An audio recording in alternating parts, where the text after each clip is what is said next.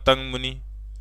Short form में आपको notes मिल जाएगा, ये आपके लिए बेहतर रहेगा। चलिए, नहीं ये तो बहुत पतला हो गया भाई। चलिए आगे देखते हैं, कौन हो जाएंगे, मतंग मुनि हो जाएंगे। ठीक है, 7वीं से 8वीं शताब्दी लगभग इसका रचना काल कब माना जाता है, 7वीं से। देखिए रचना काल, मतंग मुनि तो है, रचना काल कब होना जाता है, रचना काल 7वीं 8वीं शताब्दी। ये आपको एनसीईआरटी का है, 11th है, आप देख लीजिए 7वीं से 8वीं सदी। ठीक है, चलिए आगे बढ़ते हैं, 7वीं से 8वीं सदी आगे देखते हैं हम लोग। इस ग्रंथ में निम्न विषयों पर विस्तार मिलता है। भाई ये कौन है,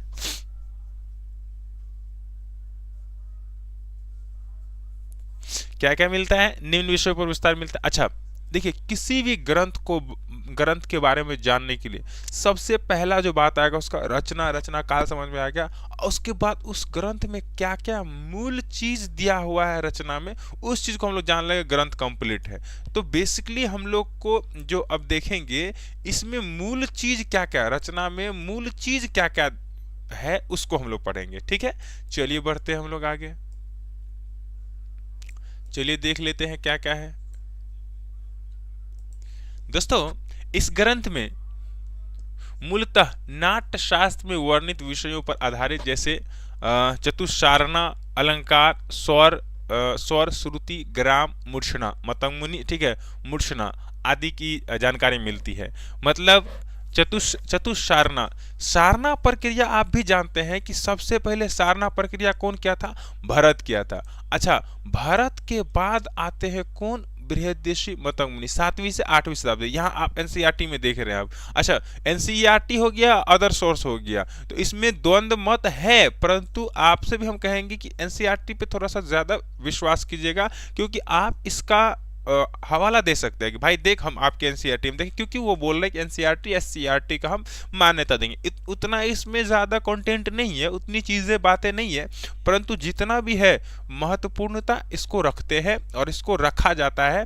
बीपीएससी में भी देखे और जो आंसर की भी दिया है तो उस सब में मिला करके भी देखे तो इसकी महत्वपूर्णता रहता है, इसलिए आप भी इसको ध्यान में रखेंगे। चलिए ठीक है, तो कौन कौन चीज की रचना हो गया, तो इसमें हम लोग देखिए रचनाकार देख लिए, रचना काल देख लिए। अब हम लोग देखते हैं कि महत्वपूर्ण तथ्य, तो इसको हम जो नोट बनाएंगे तो यहां पर लिख लीजिए आप लोग भी, महत्वपूर्ण तथ्य, महत्वपूर्ण तथ्य, तब आप लोग को नोट बन जाएगा ना। ठीक है, तो महत्वपूर्ण तथ्य में क्या क्या है भैया, चतुस्सारना प्रक्रिया जो भरत ने किया था उसी के अनुसार उसको मान्यता दिया। अलंकार, स्वर, श्रुति, ग्राम, मूर्छना। तो उसके बाद लिख लेते हैं हम लोग। आप लोग अगर नोट बना रहे थे या बना रहे हैं तो आप लोग नोट बनाना शुरू कर दीजिए, अगर नहीं बना रहे तो एक छोटा सा कॉपी ले लीजिए, उसमें नोट देखिए भाई करत करत अभ्यास ते जन्मति हो सुजा रसड़ी आवजात पर सिलो पर निशान। हम जानते हैं कि आप बढ़िया जानते हैं, लेकिन फिर भी अभ्यास करते करते वो चीज़ें आपका अपना बनेगा। इसीलिए ज़्यादा से ज़्यादा हो सकता है ना, जब भी पढ़ाई के विषय में जब भी इस तरह की बात हो तो लिखना शुरू कर दिया। अरे क्या जाता है भाई, सब न जानता है कि आप पढ़ रहे हैं, तो जब पढ़ रहे हैं तो फिर टाइम पास का है, देख देख करके कर लेंगे, मेरी बातों को बस सुन सुन करके टाइम पास कर लेंगे। बेहतर होगा कि नोट्स करते चलिए। ठीक है, चलिए देखते हैं हम लोग तो क्या क्या महत्वपूर्ण तथ्य में है, क्या क्या चीज़ की जानकारी मिला। तो भरत के अनुसार चतुस्सारना, ठीक है, चतुस्सारना, सारना, ठीक। उसके बाद क्या चीज मिला, अलंकार मिला, अलंकार की जानकारी मिला। उसके बाद देखे तो स्वर की जानकारी मिला, स्वर की जानकारी मिला। उसके बाद देखे श्रुति की जानकारी मिला, श्रुति की जानकारी मिला। उसके बाद ग्राम के, है ना, ये सब चीज की जानकारी मिला। उसके बाद मूर्छना के, मूर्छना के विषय में जानकारी मिला। तो ये सब चीज जो है उसमें कौन बृहदेशी मतंग मुनि में दिया। ठीक, इसके बाद देखते हैं इस समय तक जाति गान से अलग चलकर राग गान का प्रचलन हो चुका था। बड़ी इंपॉर्टेंट बात यहाँ पर यह है, अर्थात भरत काल में, रमन काल में, उससे पहले जाति गायन प्रचलन में था। आप भी जानते हैं जाति कुल कितना हो गया, 18 जाति हो गया। सबसे पहले रामायण काल में शुद्ध जाति का प्रचलन था, ऐसा कहा जाता है। उसके बाद 11 जो है भरत जो है विकृत जाति का प्रचलन किया, फिर जाकर के कुल 18 गो जाति का प्रचलन में आया।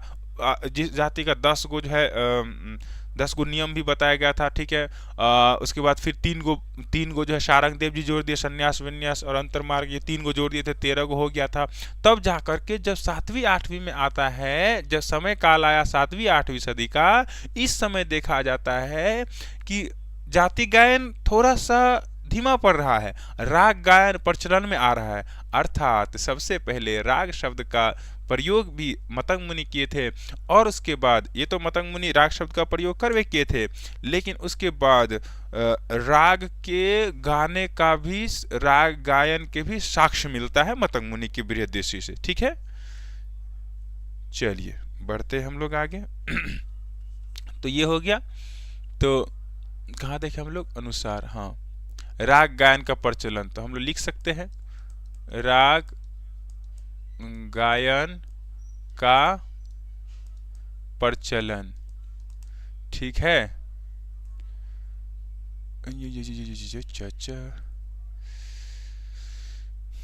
ये दिल क्यों दीवाना तुम्हें देख कर हो, तुम्हें क्या पता तुम हंसी किस कदर हो, तमन्ना ये मेरी यही उम्र भर हो, तुम्हें क्या पता तुम हंसी किस कदर हो। चलिए ये देख लिया हम लोग, ये मूल बातें देख लिए। उसके बाद मतंग मुनि रागों के लक्षण निर्धारित किया। ठीक है, उस समय ये राग के गायन प्रचलन हो चुका था। ठीक है, विद्वानों का संभवतः रागों का सैद्धांतिक विवेचना के बारे में अधिक नहीं, हाँ, लेकिन एक बात है, उस समय राग गायन प्रचलन में तो था, परंतु राग के विषय में जितनी सिद्धांत अभी वर्तमान में प्रचलन है, जिस तरह से जाति गायन के लिए अत्यधिक रिसर्च चल रहा था,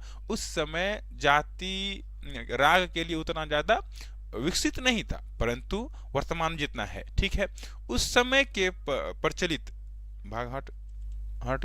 उस समय के प्रचलित रागों के तत्व के अनुसार मतंग मुनि ने रागों के लक्षण निर्धारित किए थे। जैसे, अच्छा, राग के लक्षण भी निर्धारित किए थे। देशी राग के उत्पत्ति व लक्षण, नांदे उत्पत्ति व नाद की महिमा, नाद के 5 भेद, ये सूक्ष्म अति सूक्ष्म व्यक्त तो बतवे किया था ना। तो इसमें एक ही चीज हमको नहीं हो पा रहा है कि भैया अगला पेज कैसे ऐड करेंगे, इसमें कैसे होगा,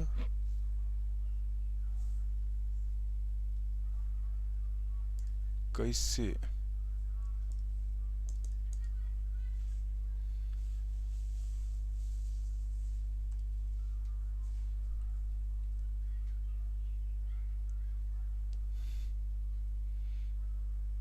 अच्छा चलिए ना, इसको हम छोड़ देते हैं और हम ना, एक मिनट, ये तो अथी वाला है, नोट यहीं पर बना लेते हैं। एक मिनट रुक जाइए कि नोट जो है ना, उस दो बोर्ड हमको लगा कि उसमें अच्छा खासा है तो बढ़िया रहेगा, परंतु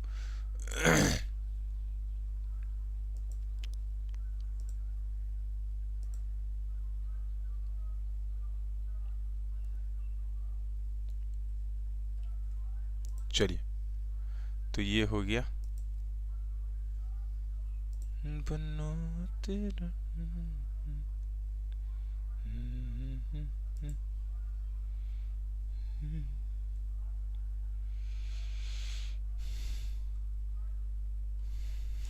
चलिए देख लेते हैं।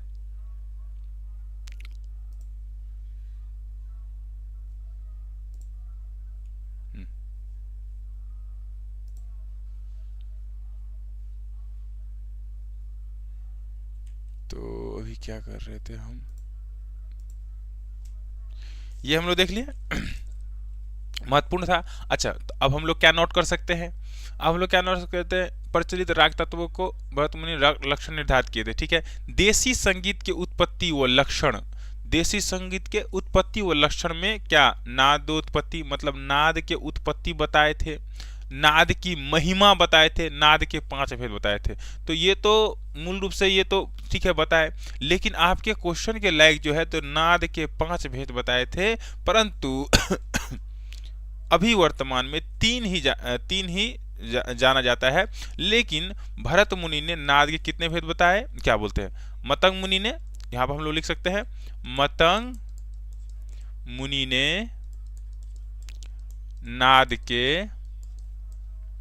के 5 भेद बताए, 5 भेद बताए। तो कौन कौन हो जाएगा, हो सूक्ष्म हो जाएगा, सूक्ष्म हो जाएगा, नंबर 2 में अति सूक्ष्म हो जाएगा, अति सूक्ष्म हो जाएगा, व्यक्त हो जाएगा, व्यक्त हो जाएगा, अव्यक्त हो जाएगा, अव्यक्त हो जाएगा, 5वां हम लोग क्या देख लिए, कृत्रिम, कृत्रिम हो जाएगा, कृत्रिम। ये 5 प्रकार के जो है नाद के प्रकार बताए थे, 5 प्रकार। ठीक है, 5 भेद बताए थे, सूक्ष्म, अति सूक्ष्म, व्यक्त, अव्यक्त और कृत्रिम बताए थे। इसके अतिरिक्त अलंकारों की संख्या 23 मानी गई थी, ये इंपॉर्टेंट है आपका, चलिए नोट कर लीजिए इसको। इसके अतिरिक्त अलंकारों की संख्या कितनी मानी गई थी, हो अलंकारों की संख्या, चलिए एक और लिख लीजिए, अलंकारों की संख्या कितनी मानी गई थी, 23 मानी गई थी। अच्छा, एक बात आपको बताएं, कहीं कहीं आपको मिले, कहीं कहीं क्या दूसरा और जो सोर्स है आपको मिलेगा कि 33 मिलेगा, तो भरत भी 33 माने थे, लेकिन यहाँ मतंग मुनि की भी 33 बताया जाएगा। परंतु आप ध्यान में रख लीजिएगा, एनसीईआरटी जो बताता है वो कितना बताता है, वो 23 बताता है। ठीक है, चलिए ध्यान में रख लीजिएगा। आगे देख लेते हैं हम लोग, चलिए 23 बताती यहाँ से देखने को मिल गया ना आपको। चलिए, वादी, संवादी, अनुवादी व विवादी स्वर, मूर्छना व तान में अंतर, 7 गीतियों और जातियों के ग्रह, अंश, न्यास आदि लक्षणों के, जाति गायन तो प्रचलन में पहले से था, शुरुआत से ही जाति गायन प्रचलन में था, लेकिन जाति गायन के लक्षण भी कुछ कुछ बताए थे, उसी लक्षण को राग में लेकर के आए गए। ठीक है, इसके अतिरिक्त अलग, ठीक है, इन्हें राग की जननी कहा जाता है। तो यहाँ इंपॉर्टेंट बात यहाँ भी हम लोग लिख सकते हैं एगो, तथा सभी प्रबंधों को देसी प्रबंध माना। सभी प्रबंध क्या कहा, देश, जितना ही प्रबंध गायकी प्रचलन में था उस समय उसको देसी प्रबंध कहा। ठीक है, चलिए लिख लेते हैं। तो ये तथ्य क्या कह रहा है, वादी, संवादी, अनुवादी, विवादी स्वर, मूर्छना व तान में अंतर, 7 गीति। देखिए यही चीज आपको लिखना है, देखिए इंपॉर्टेंसी इसी से समझ में आता है। क्या लिखा, वादी, संवादी, अनुवादी व विवादी, क्या क्या चीज और मिल सकता है, वादी लिख लीजिए, नोट कर लीजिए आप लोग, वादी, संवादी, अनुवादी, रुक जा भाई, अनुवादी,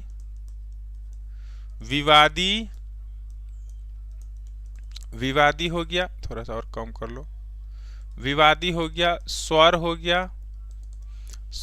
गया, मूर्छना तान में अंतर, मूर्छना तान में अंतर, और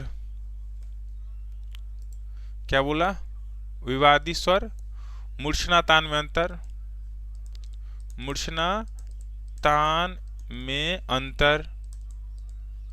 देखिए ये आपको लाइन बाय लाइन जो आपको दे रहे हैं ना, लाइन बाय लाइन के पढ़ के आपको जो नोट्स दे देंगे और आप जो रिवीजन कर लीजिएगा, तो आपके साथ क्या होगा, सब बोलता होगा, देखते होंगे कि एनसीईआरटी पढ़ो, एनसीईआरटी पढ़ो, एनसीईआरटी पढ़ो, तो आप लगे लगे एनसीईआरटी को पढ़ लीजिएगा। ठीक है ना, इसीलिए थोड़ा सा धैर्य रख करके मेरे साथ पढ़ने का कोशिश कीजिएगा।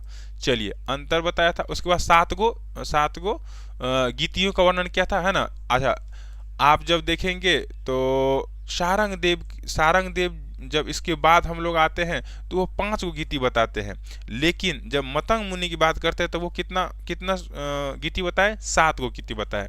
तो 7 गीतियों का वर्णन, गीतियों का वर्णन हम इस जो नोट्स में जो है इस एनसीईआरटी से अतिरिक्त कुछ नहीं लिखने वाले हैं, बाकी बता दे रहे हैं, हवाला आपको मिल जाएगा, ठीक है ना। 7 गीतियों और जातियों के गरह, अंश, न्यास, अपन्यास आदि मतलब 10 लक्षणों का वर्णन किया था, ठीक है। अच्छा, राग के जननी कहा जाता है मतंग मुनि को, अगला पॉइंट लिख लीजिए, ये पॉइंट इंपॉर्टेंट है आपके लिए। मतंग मुनि को राग के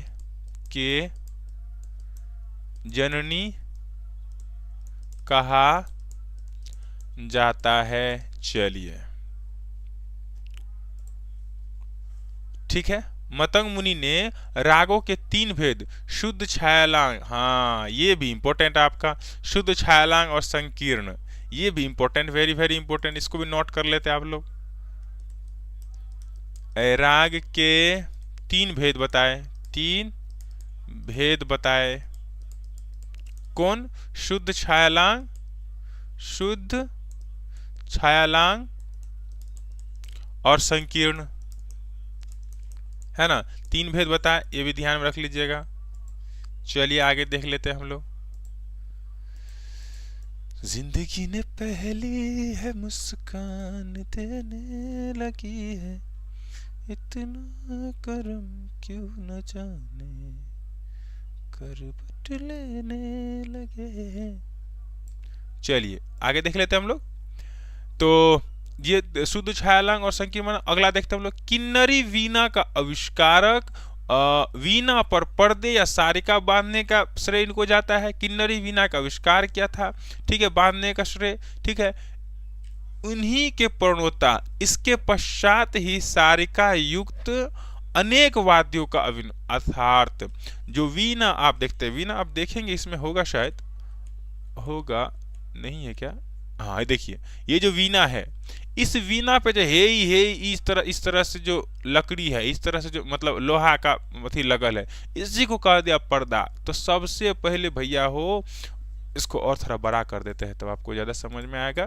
देखिए मेरा मेरा हम जो आपको पढ़ा रहे हैं तो हमको ये नहीं समझ में रहे हैं कि हम आप लोग बहुत विद्वान हैं, हमको लग रहा है कि हाँ सबसे जो आज जो पढ़ना शुरू किया ना उसको माइंड मेकअप करके शुरू करते हैं ताकि उसको भी समझ में आए।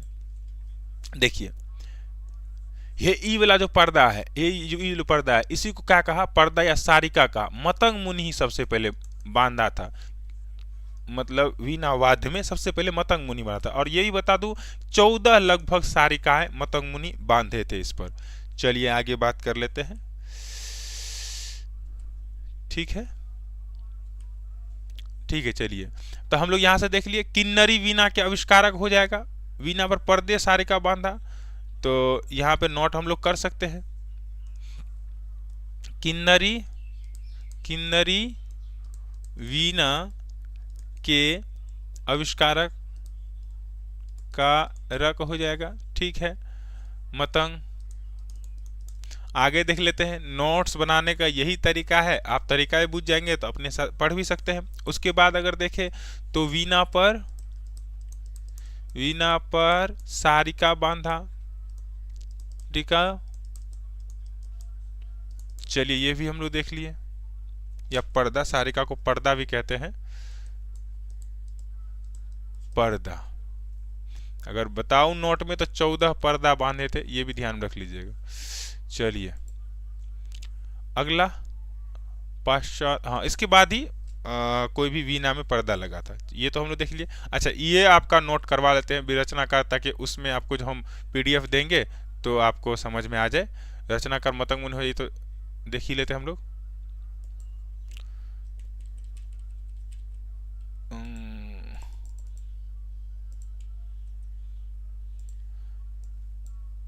ये एक पेज होगा तो इसको नोट करवा लेते हैं। बृहदेशी,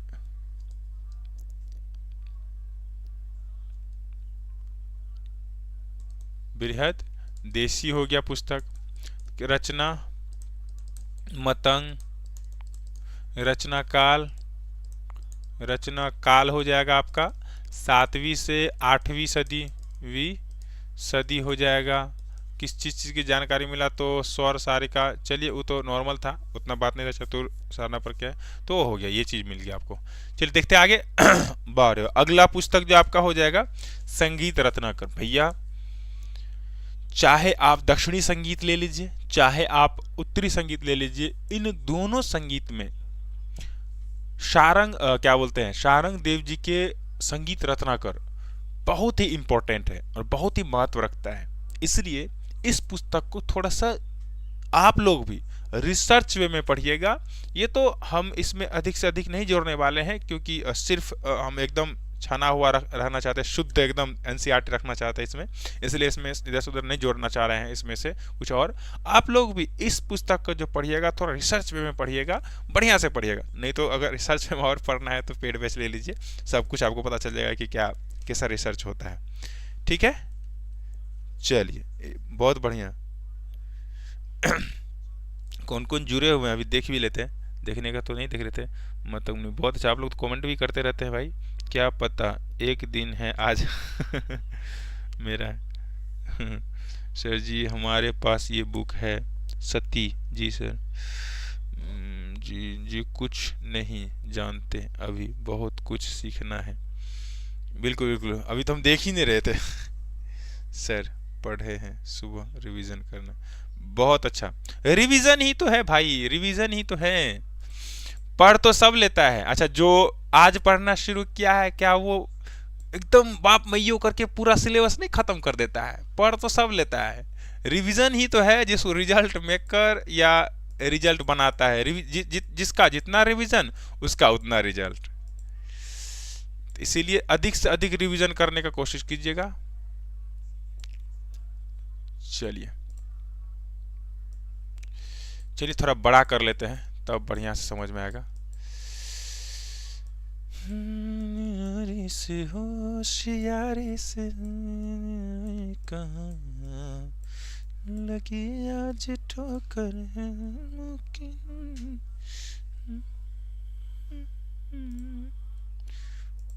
थोड़ा फोटोवा हम छोटो करते हैं तब दिखेगा अच्छा से। चलिए बड़ी महत्वपूर्ण पुस्तक जो आपका हो जाएगा शारंग देव जी का, चलिए पढ़ते हैं। संगीत रत्नाकर, क्या हो जाएगा, संगीत रत्नाकर। ये 13वीं सदी की बात है, पहले कहानी सुन लीजिए बकवास बानी। ये 13वीं सदी की बात है। देखिए 13वीं सदी के पहले बहुते सारा पुस्तक आया। इसके पहले हम लोग देखे बृहदेशी देखे, उससे पहले दत्तिलम भी, इसमें तो नहीं चर्चा दिया गया एनसीईआरटी में, दत्तिलम भी उससे पहले आता है, भरत मुनि के आते हैं, उसके बाद भरत मुनि से पहले जाते हैं तो रामायण आता है, महाभारत नहीं इधर से जाते हैं ना, इधर जाते हैं तो सामवेद आता है, रामायण आता है, महाभारत आता है, रामायण आता है, फिर उसके बाद ऋग्वेद आता है, फिर उधर जाते हैं हम लोग। इससे पहले जितना भी पुस्तक किया सब में हल्का फुल्का या हाँ कुछ जानकारी दी जाती है। जैसे नहीं हम म्यूजिक का पढ़ा रहे हैं, हम म्यूजिक का बता रहे हैं तो कुछ कुछ जानकारी जैसे जीके का भी दे दिए तो हल्का फुल्का जानकारी देते। डेडिकेटेड कोई ऐसा पुस्तक नहीं रहा था जो सिर्फ संगीत को समर्पित हो। परंतु जैसे कि नाट्य शास्त्री देखते भाई, वो तो नाटक के लिए बनाया गया था, लेकिन उसमें भी 6 गो जो है अध्याय जो है संगीत के लिए दिया गया था। लेकिन जब संगीत रत्नाकर पे बात आती है तो इसमें आप देखेंगे दक्षिणी संगीत और उत्तरी संगीत दोनों के समागम था इसमें, और दोनों के समागम होने के कारण से बहुत अच्छा से जानकारी दिया गया है, इसलिए इसका महत्व बहुत अधिक बढ़ जाता है संगीत रत्नाकर का। चलिए हम लोग देखते हैं क्या क्या चीज मिलता है जानकारी। पंडित शारंग देव द्वारा रचित संगीत रत्नाकर को हिंदुस्तानी व कर्नाटकी दोनों पद्धतियों में विशेष महत्व प्राप्त है। बिल्कुल, तो ये तो हम लोग नोट्स बनाते ही चले, नोट्स अगर बनाते ही, अरे भाई इधर आ, नोट्स बनाते ही अगर चले तो यहाँ से हम लोग कह सकते हैं संगीत रत्नाकर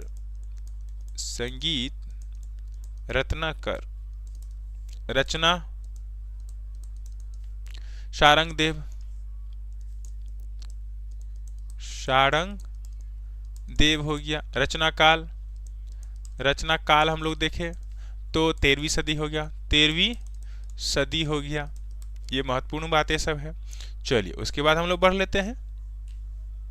इस ग्रंथ में संगीत के क्रियात्मक जो प्रैक्टिकल रूप है, स्वरूप में किए जाने वाले तकनीकी प्रयोग के साथ साथ सैद्धांतिक रूप की भी विभिन्न तकनीकी व अवधारणाओं की परिभाषाओं के साथ साथ, देखिए कितना थोड़ा सा क्लिष्ट लगता है आपको पढ़ने में, शब्द शब्द के जो थोड़ा सा कठिन, लेकिन कुछ नहीं है।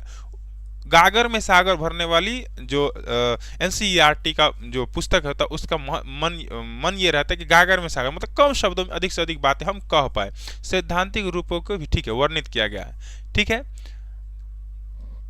ध्यान आकर्षक बात यह है कि उन्होंने अपने सैद्धांतिक विवेचना में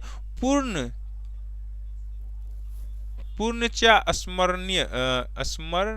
स्मरणम कहकर अपने पूर्वार्चियों व मनी विषयों जैसे दशविध नहीं क्या बोलते हैं सदाशिव, भरत, कश्यप, मतंग आदि विद्वानों के मतों के साथ साथ उस समय के सांगीतिक विकास के कारण संगीत में हो रहे परिवर्तनों को भी विचाराधीन रखा। देखिए इसका मूल पूरा पढ़ने का मूल बात यही है कि उस समय जो विद्वान थे, उससे पहले जो विद्वान प्रचलन में थे या प्रचलित थे, उन सभी को भी ध्यान में रखा। उसको क्या कहा?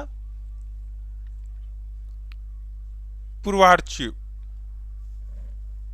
क्या बोले पूर्वार्ची बोल रहे हैं, पूर्वार्चरियों कोई शब्द ना मैं पता नहीं आज का क्या हो गया, जुबान लगने लगा है तो कोई टंग कभी लगता है मतलब बोल नहीं पाते, ठीक है। तो ये उन सभी विद्वानों को पूर्वार्चरियों मनीषियों कह करके कहा। उस सब आदमी को जैसे कहा कि देखिए जैसे ये हो गया सदाशिव हो गया, भरत हो गया, कश्यप हो गया, मत हो गया, इस सब को पूर्वार्चियों मनुष्यों कहा, ठीक है, वह मनीषियों कहा, ठीक है। और फिर उस समय के उसके मत और उसके बारे में उसके विषय में जो बातें कही उन्होंने, उसको समझते हुए और वर्तमान तत्कालिक काल में क्या चल रहा था, उस समय क्या चल रहा था, उन सबों का समागम उस पुस्तक में दिया, ठीक है। परिवर्तन विवेचना रखा, ठीक है। पंडित शारंग देव के दादा भास्कर, पिता सोढल, तो ये तो नॉर्मली है, आप लोग सभी भी जानते होंगे, नोट अगर करें तो कर लेते हैं। दादा हो जाएंगे शारंग देव के, शारंग देव दादा भास्कर, भास्कर हो जाएंगे, पिता सोढल हो जाएंगे, सोढल हो जाएंगे। चलिए देख लेते हैं हम लोग। शारंग देव भास्कर पिता सोढल, हाँ, की वंश सोढल की वंश परंपरा भारत के कश्मीर प्रांत से संबंधित थी, ठीक है। पश्चातवर्ती समय में यह लोग कश्मीर से, मतलब कश्मीर के मूल निवासी थे, ये तो आप जानते ही हैं, मूल निवासी थे। उसके बाद फिर कश्मीर से देवगिरी, जो आधुनिक दौलताबाद में कहलाता है, कश्मीर से देवगिरी पलायन किया। तो हम लोग इसमें नोट करके लिख सकते हैं, शारंग देव या दादा भास्कर कश्मीर से देवगिरी आधुनिक दौलताबाद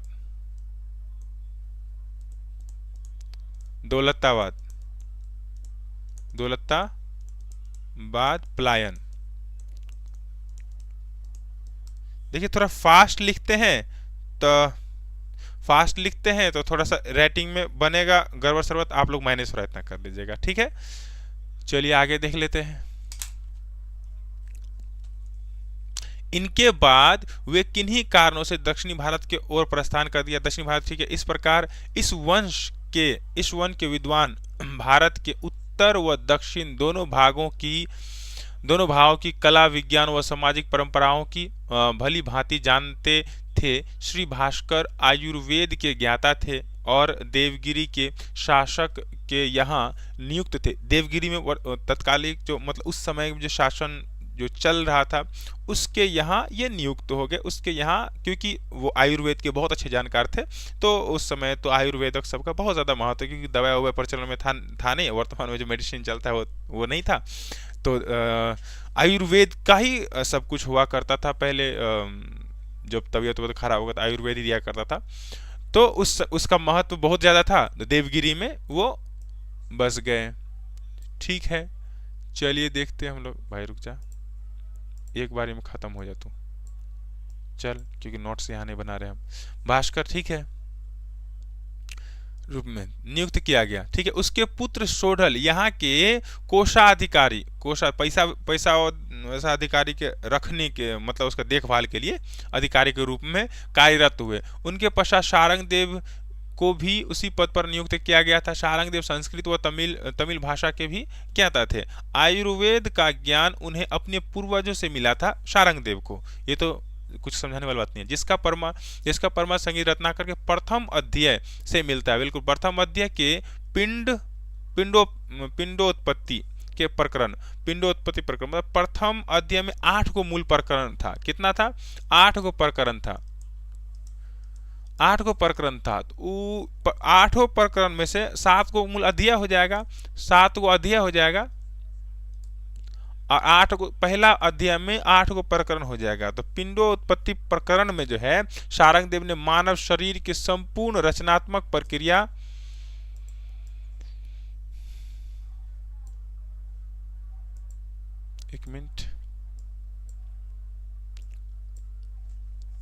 मानव शरीर की संपूर्ण रचनात्मक प्रक्रिया तथा शरीर में आध्यात्मिक दृष्टि से रचित 10 चक्रों का महत्व वर्णन किया था। ठीक है, जिससे यह सिद्ध होता है कि पंडित शारंग देव एक महान संगीतविद होने के साथ साथ विज्ञान, दर्शन, उनके कलाओं के ज्ञाता भी थे। अच्छे संगीतज्ञ तो थे ही, लेकिन जो शरीर के विषय में, जो विज्ञान के विषय में उसके पुस्तक में जो जानकारी मिलता है उससे ये पता चलता है कि भाई विज्ञान दृष्टि से भी अच्छा उच्च सोच था। ठीक है, चलिए, उच्च स्तरीय उनकी वैज्ञानिक कला भी था। संगीत रचनाकार पंडित शारंग देव शिव भक्त थे। शैव या शिव आप कह सकते हैं। तो एक पॉइंट यहां से हम लोग कह सकते हैं, नोट करके लिख सकते हैं आप लोग। शारंग देव शिव भक्त थे, शिव भक्त थे। ठीक है, चलिए बढ़ लेते हैं हम लोग। अपने ग्रंथ के प्रथम श्लोक में ही उन्होंने नाद के रूप में शिव को उपास्य माने, मतलब शिव को आराध्य माने। वो शारंग देव जी शिव के आराध्य मानते हुए पूरे पुस्तक की शुरुआत की। ठीक है, वंदे नादंतु तमु धतुर्य दीनता मुदे शारंग। हमको संस्कृत उतना अच्छा सा नहीं होता है, लेकिन 10वां में पढ़े थे पर उतना अच्छा सा नहीं होता था। ये श्लोक है जो नाद के विषय में शिव को माने थे। ठीक है, ये ध्यान रख लीजिएगा। चलिए आगे देख लेते हैं। अब इसके विषय में पूरा मटेरियल आएगा भाई, अब पूरा मटेरियल आएगा जो इंपॉर्टेंट रहेगा।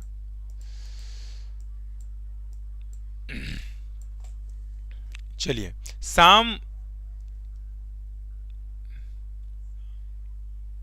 वेदांती गीत कहते हुए शारंग देव ने सामवेद के शाखा के रूप में गीत को विशेष महत्व दिया।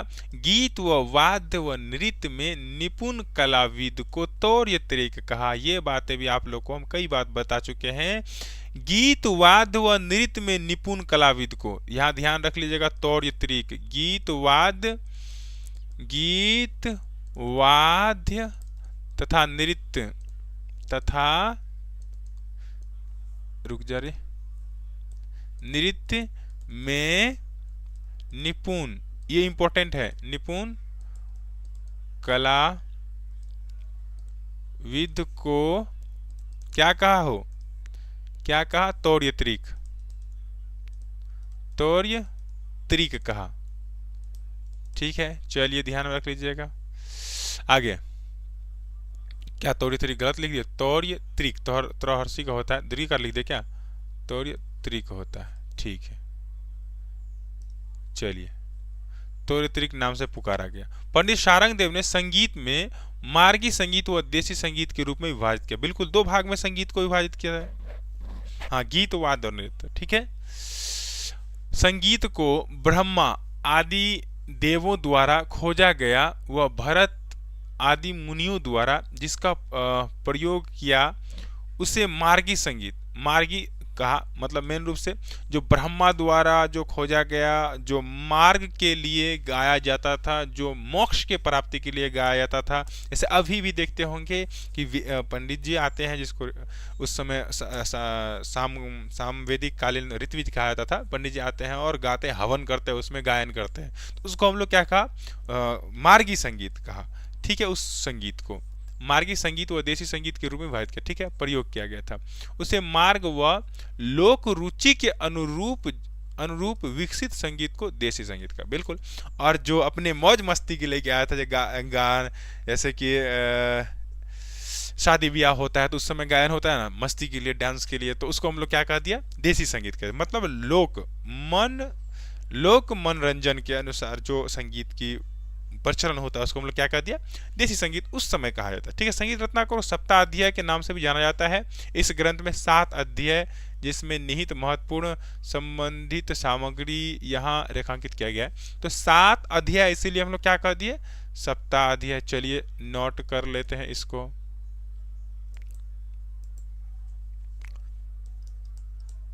संगीत रत्नाकर में कुल 7 अध्याय, इसलिए इसे सप्ताध्याय कहा जाता है। Morning, good morning. चलिए आगे देख लेते हैं। ये तो हम लोग देख लिए, ये पेज, अगला पेज देखते हैं हम लोग। 7 अध्याय कौन कौन हो जाएगा, 7 अध्याय हो।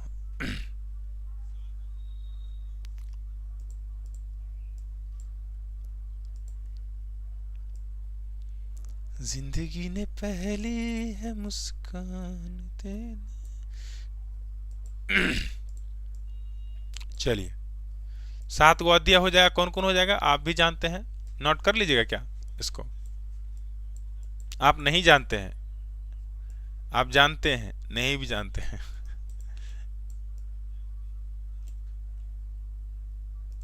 रिवीजन करना है तो कुल 7 अध्याय हो जाएगा। जो 7वां अध्याय हो जाएगा, नंबर 1 में देखिए स्वर हो जाएगा, राग स्वरा अध्याय हो जाएगा। नंबर 2 में राग विवेका अध्याय हो जाएगा, राग विवेका अध्याय हो जाएगा। प्रकीर्णा अध्याय हो जाएगा। तीसरा में प्रकीर्णा अध्याय हो जाएगा। प्रबंधा अध्याय हो जाएगा, प्रबंधा अध्याय हो जाएगा। सही लिख रहे हैं ना हम, हो बता दीजिएगा। प्रबंधा अध्याय हो जाएगा। तो नंबर 5 में ताला अध्याय हो जाएगा। नंबर 6 में वाधा अध्याय हो जाएगा, वाधा अध्याय हो जाएगा। देखिए फास्ट में लिख रहे हैं, राइटिंग को थोड़ा मैनेज कीजिएगा। आराम लेखेंगे तो थोड़ा राइटिंग ठीक हो जाएगा, परंतु लेट बहुत लग जाएगा। इससे बेहतर है क्योंकि इसमें घसकते रहता है ना, जो आप नोट पैड पे लिखते हैं इस पे, तो ये घसकते रहता है, बहुत छिछलापन है इसमें। इसलिए ठीक है, नृतना अध्याय हो जाएगा। ठीक है, चलिए बढ़ लेते हैं हम लोग आगे। ये तो हम लोग देख लिया। ठीक है, स्वरा अध्याय, राग विवेक अध्याय, प्रकीर्णा अध्याय, प्रबंधा अध्याय, ताला अध्याय, वाद्य अध्याय और नृतना अध्याय, ये तो हम लोग 7 अध्याय के देख लिए। अब एक एक करके हम लोग देख लेते हैं। स्वरा अध्याय में संगीत स्वरा अध्यय में क्या क्या चीज की जानकारी मिला है, एनसीईआरटी के माध्यम से। ठीक है, चलिए देख लेते हैं। चलिए, प्रथम अध्याय के द्वितीय व तृतीय प्रकरण में नाद, श्रुति, स्वर, स्वर, स्वरों के देवता व रस, ग्राम, वर्ण, अलंकार, जाति, सप्तक आदि के संगीत सांगीतिक सांगीतिक ज्ञाताओं का वर्णन मिलता है। संज्ञाओं का वर्णन मिलता है, क्या बोलते, ज्ञाता बोल दिया हम, सॉरी, ज्ञाता संज्ञाओं का वर्णन मिलता है। मतलब कि 8 गो प्रकरण हम बताए थे ना, 8 गो प्रकरण बताए थे। लेकिन द्वितीय व तृतीय, प्रथम अध्याय में तो संगीत रत्नाकर में लेखक अपने विषय में, अपने बारे में जानकारी देते हैं, परंतु द्वितीय और तृतीय प्रकरण में जो है नाद, श्रुति, स्वर, स्वरों के देवता, लिखिए लीजिए तो, इसको लिख लीजिए तो, स्वरा अध्यय करके नंबर 1 में क्या लिखे हम लोग, स्वरा अध्यय। आजा भाई, रुकना, स्वरा अध्यय क्या क्या चीज की मिला है,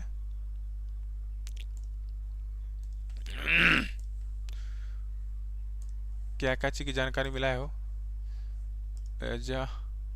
नाद, श्रुति, स्वर, स्वरों के देवता, नाद, श्रुति, स्वर, स्वरों के देवता, ना नहीं, ऐसे नहीं लिखिए, तब बढ़िया से नहीं होगा, कि हम जैसे बोल रहे हो वैसे लिखिए। ए तेरी,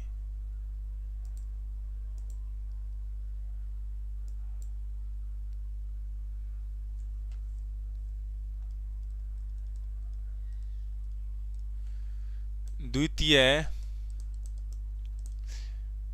और तृतीय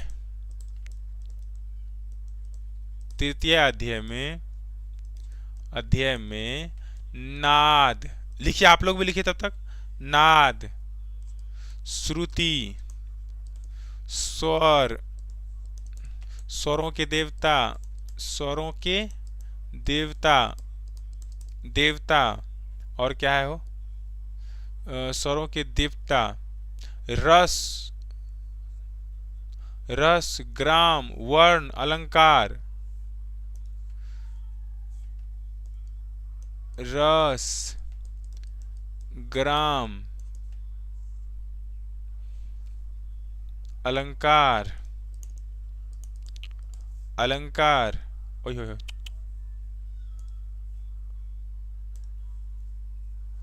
ठीक है, जाति, सप्तक, वर्ण की भी,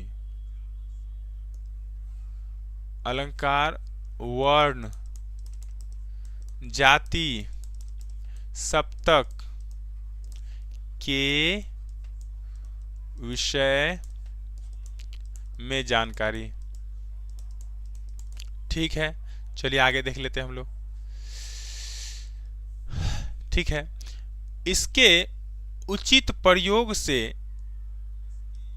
असंख्य गीत रचनाएं, धुनें, विधाएं, संगीत क्रियाएं अपना विशिष्ट रूप ग्रहण करती है। इसी अध्याय के चौथे व पांचवें प्रकरण में ग्राम, मूर्छना, तान आदि वर्णन मिलता है। तो चौथे और पांचवें प्रकरण में क्या मिलता है, चौथे और पांचवें प्रकरण में ग्राम,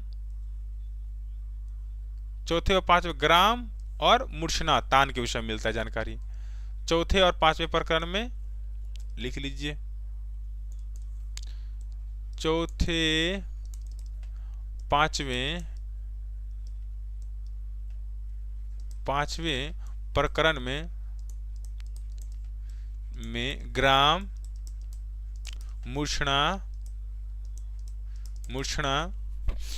ग्राम, मूर्छना और क्या था भाई, ग्राम, मूर्छना, इतना, पांचवें प्रकरण में ग्राम, मूर्छना, तान, हाँ तान को भूल गए थे, तान के वर्णन मिलता है। देख लीजिए, ग्राम, मूर्छना और तान के वर्णन चौथे और पांचवें प्रकरण में मिलता है। चलिए एक बार रिवीजन हो गया बढ़िया से आप लोग का, आगे देखते हैं हम लोग।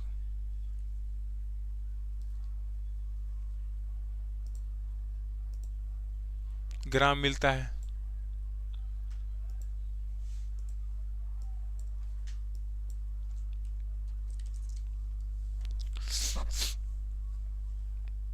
ग्राम अवशेष, हाँ ग्राम मिलता है, मूर्छना तान मिलता है, ठीक है। कहते हुए सरज ग्राम व मध्यम ग्राम पर विशेष बल दिया। अच्छा, यही बात आपको इससे पहले जाते हैं तो भरत मुनि भी बोलते हैं कि गंधार ग्राम विलुप्त माना गया। सरज और मध्य, ऐसा नहीं है कि उसकी बातें नहीं की गई। जैसे मान लीजिए इस पुस्तक में, इस कमेंट बॉक्स में नेहा है, कमाल है, सोनी है, अंजलि अंजलि है, साहिल है, ये सभी है। चर्चा तो सबका कर लिए, लेकिन अभी देखिए आपको पूर्व देते हैं, साहिल आजकल बहुत क्लास कम आता है, पेड क्लास में भी कम दिखता है, पता नहीं नोट्स बनाता है कि नहीं बनाता है, पता नहीं रिवीजन बढ़िया से करता है कि नहीं करता है। तो चर्चा तो सबका कर लिए, लेकिन उसको विशेष रूप से दे दिए। फिर सोनी को भी बोल दिए, हाँ गुड मॉर्निंग, आप रेगुलर क्लास आइए, नोट्स हो सकता है तो बना लीजिए, हम उसे पीडीएफ भी देंगे, पर पूरा देख करके पूरा समझने की कोशिश कीजिएगा, थोड़ा सा धैर्य रखिएगा तब जाकर के बात। तो इसके विषय में चर्चाएं दी गई। तो इसी तरीका से सारंग देव और भरत मुनि, ये दोनों जो है सरज ग्राम और मध्यम ग्राम के विषय में चर्चा किया गया था, ठीक है। उनसे उत्पन्न होने वाली मूर्छना तान विवेचन भी किया। 7वें व 8वें प्रकरण में, 8वें प्रकरण वर्ण, अलंकार, जाति तथा गीति के विषय में बताया गया। तो ये नोट कर लीजिए। 7वें 8वें प्रकरण में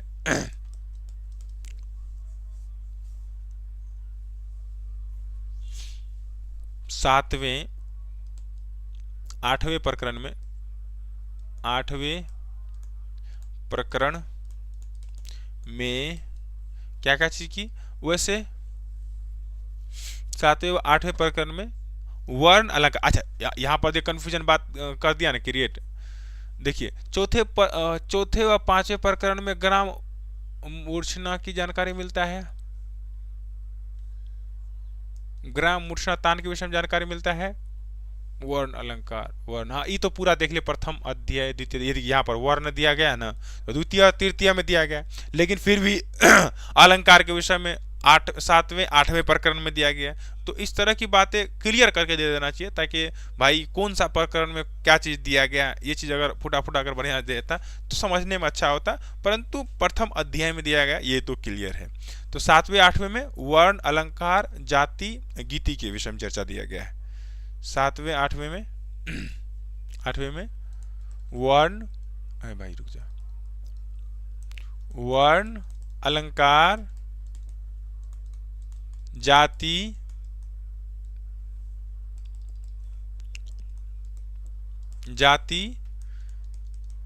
गीति के विषय में जानकारी,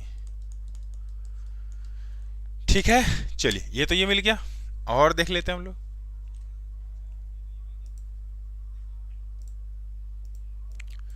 तुझ में रब दिखता है यारा, मैं क्या करूं, सजदे सर झुकता है यारा, मैं क्या करूं।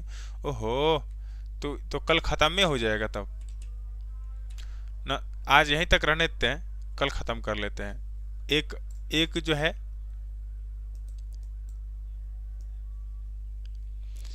एगो पूरा हम लोग अध्याय भी देख लिए और ये सारा चीज देख लिए। तो आज यहीं तक रहने देते हैं और कल खत्म कर लेते हैं, ठीक है। अब कोई क्वेश्चन है, क्लास कैसा लगा जरूर बताइए।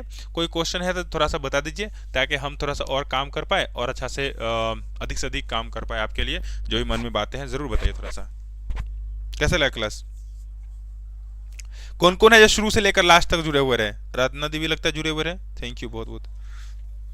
कौन कौन है जो शुरू से लेकर के अच्छा लगा class, thank you thank you thank you thank you.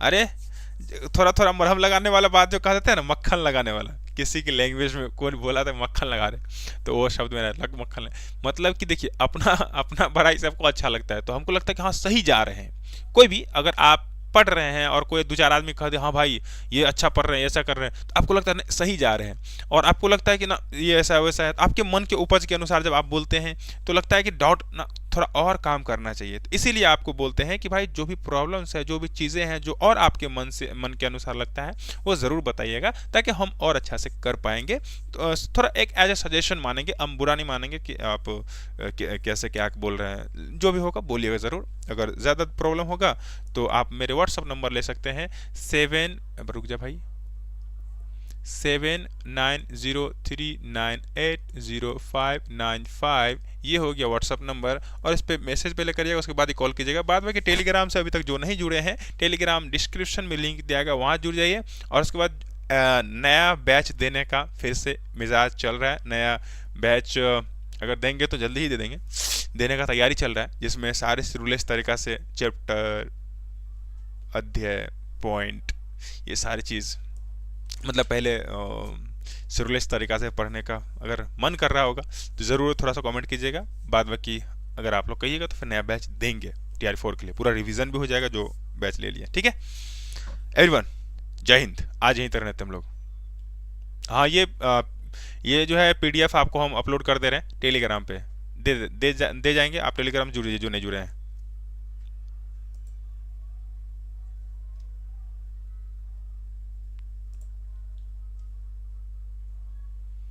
जय हिंद एवरीवन।